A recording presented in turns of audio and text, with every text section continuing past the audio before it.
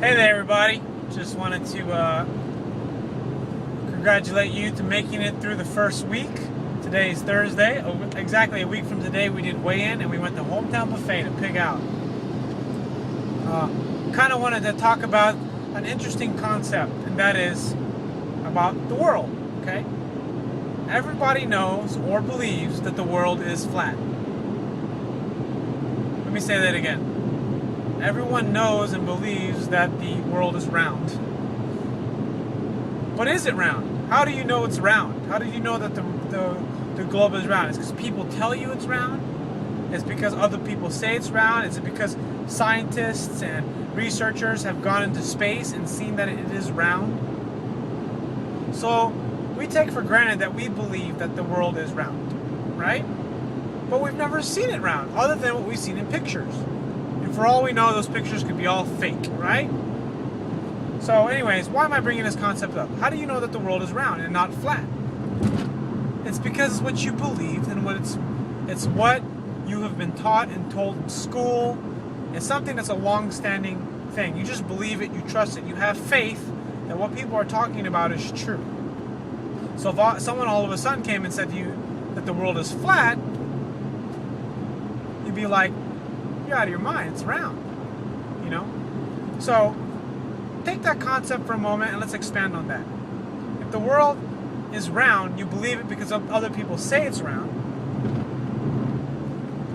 That's why you believe it. It's not like you've actually witnessed the round earth, right? There's no way for you to measure it, or you have no interest in measuring, nor does it even really matter. So why am I bringing this up? Well, we've all been taught that fat causes heart disease. You should eat high carbohydrates, lots of fruits and vegetables, starches, breads, rice, pastas, and stay away from red meat and high fat foods like olive oil, coconut oil, because they are fattening, right? But it kind of doesn't make sense, because when you cut your carbohydrate intake, you lose weight, right? You lose weight and you lean out. But then if you cut your carbohydrate intake, what goes up? Your fat intake goes up. So essentially, even though I did not say to go on a high-fat diet, I never suggested you should go on a high-fat diet, I just said, cut your carbohydrates, eat more vegetables, keep your carbohydrates under control, right? But in reality, what you don't realize, if you did the math on all the food that you were eating, and you calculated how much percentage came from carbs, how much came from fat, and how much came from protein, you would notice that you would have a diet that's about anywhere from 40% fat to 60% fat. But then you're losing weight. That doesn't make any sense. What causes heart disease? It's being overweight.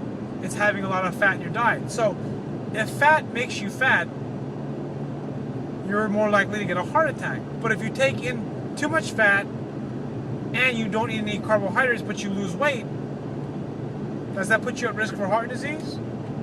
I know I kind of threw a lot of stuff out there, and it's a little confusing. A lot of us believe that taking in a high saturated fats like a bunch of steaks, ground beef, is going to cause a heart attack. But in reality, does it? That's the question. You know? It doesn't make sense that a high fat, low carbohydrate diet, high protein diet causes you to lose weight, but causes heart attacks. Because in reality, having high cholesterol and high body fat leads to heart attacks. Anyways, I know I'm rambling on a little bit. I just want you to challenge your thoughts, because we're all taught to believe that high-fat diets cause heart disease. We're all taught that oatmeal, grains, breads, rice, and pastas are good for you, and they help us stay fit and healthy.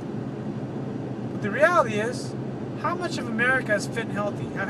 How many people has heart disease even decreased in the United States? It hasn't. Is it because people are eating too much fat? I highly doubt that. It has more to do with people are actually eating more sugar. More specifically, high fructose corn syrup has only been around for like maybe 10 years or like maybe 20 years. So you can think about that for a moment. Sugar is actually what causes weight gain. Now, it doesn't always cause weight gain in everybody. Everyone responds to food in a different manner. But I'm just trying to challenge your thoughts on what is considered healthy. You know, is being overweight healthy? Obviously not, it's not healthy. You know, is being morbidly obese healthy? Of course it's not healthy. Is eating a lot of carbohydrates healthy? Now then you get confused because you're thinking, well, if I eat a lot of good carbohydrates, I'm going to lose weight because my fat intake is low.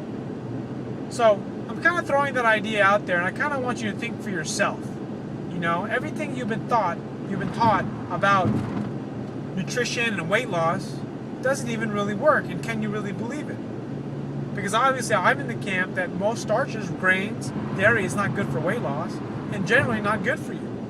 Everyone's circumstance is a little different, but I want you to think about that. Because even though I will say something, doesn't mean you're going to 100% believe it because of the way you've been taught and raised. So the only way you're going to believe it is if you do your research yourself and find out for yourself to really believe it. But even if you do the research and you find something that says, hey, fat does not cause heart disease, high cholesterol doesn't cause heart disease, you still probably won't believe it. It's hard to believe because you have to feel it. How much has it affected your life being on a low-fat diet? You know, so many people yo-yo their diet. I've yo-yoed my diet years for a very long time, and eating all that saturated fat, I used to believe was really bad for you. But I'll tell you right now, I am the leanest.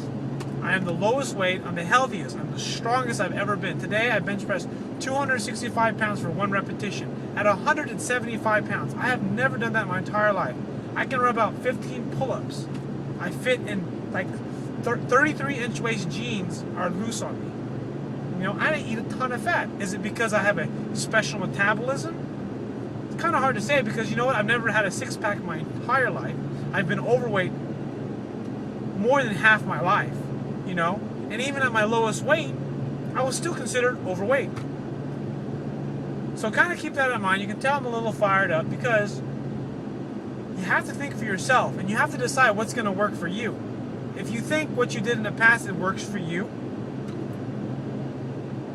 then you should do that. But the reality is the reason why you're in this contest is because you weigh too much.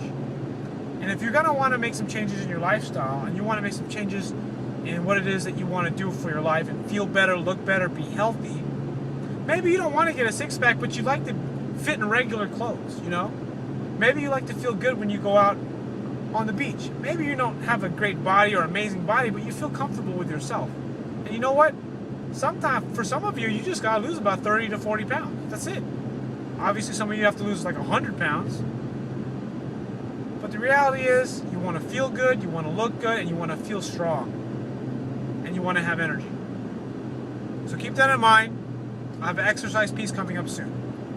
Stay tuned.